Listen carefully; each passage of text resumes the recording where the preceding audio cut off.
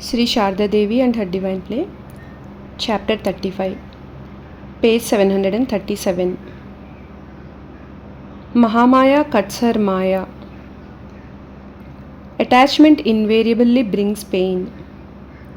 Ordinary people are attached to their family and friends, money and possessions, home and other things. So it is painful for them to leave this world when the god of death summons them. Ramakrishna explained, entangled creatures attached to worldliness talk only of worldly things at the hour of death. What will it avail such men if they outwardly repeat the name of God, take a bath in the Ganges, or visit sacred places? If they cherish attachment to the world within themselves, it must show up at the hour of death. While doing, they rave nonsense. Perhaps they cry out in delirium, turmeric powder, seasoning, bay leaf. While dying, they think of their wives and children and weep. Alas, what will happen to them after my death? That is why ordinary people marvel when they see the death of a deathless one, an illumined soul. Holy Mother began to make herself ready for her departure from the world stage by cutting off all ties and attachments. Swami Sharadananda once remarked about the mother's greatness and power. I have never seen such attachment, and again I have never seen such detachment in my life.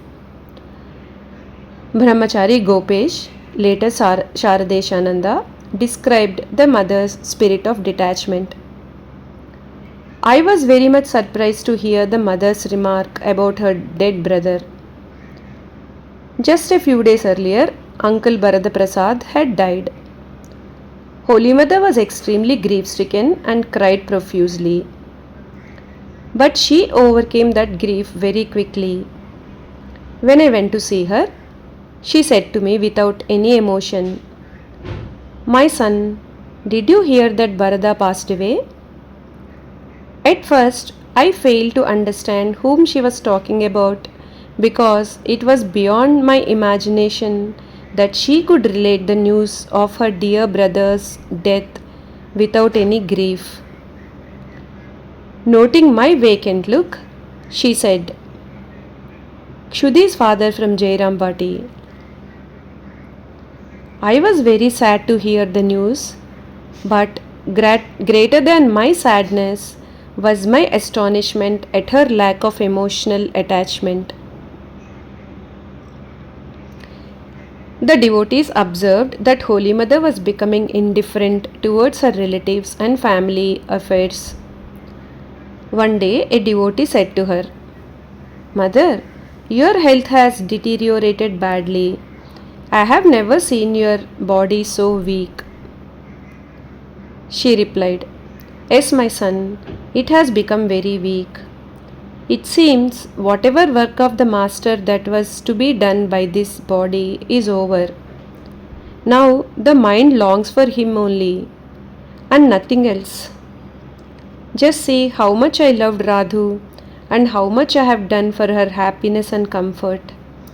But now my mood has changed. When she comes near me, I feel disgusted. I think, why is she here trying to drag my mind down? The Master kept my mind down all these years with these family ties and attachments to do His work. Otherwise, would it have been possible for me to stay in this world when He left?" Holy Mother was also very fond of Gaurima, as she lived with her for some time during her stay in Dakshineshwar. The mother initiated Gaurima's adopted daughter Durga, who later became Gaurima's successor and head of Sri Sharadeshwari Ashrama. Towards the end, when the mother was weak and had no inclination to talk, Gaurima and Durga visited the mother every day on their way back to their ashrama after their bath in the Ganges. Swami Ishanananda wrote, every day Gaurima would talk to the mother and fan her a little. Today, Gaurima went upstairs as usual and bowed down to the mother. But when she came to bow down to the mother, she said, don't touch me. Why do you come every day to bother me? What for? What to see? At this, Gaurima was shocked and she said in a pained voice, Mother, you are ill and bedridden. We have no peace of mind. We want to be with you all the time, but we don't always find the leisure. So we come to see you once a day. The mother replied, what do you expect from me? I can't put up with any more irritation. Then, observing Gaurima's sad face, the mother said, if you come, don't enter my room. Just look at me from outside the door. Don't make me talk. Gaurima was stunned and tears trickled from her eyes. The mother did not say anything more. Gaurima remained speechless and left that day with tearful eyes. From the next day on, Gaurima sat every morning for an hour outside the mother's room, watching the mother and weeping silently.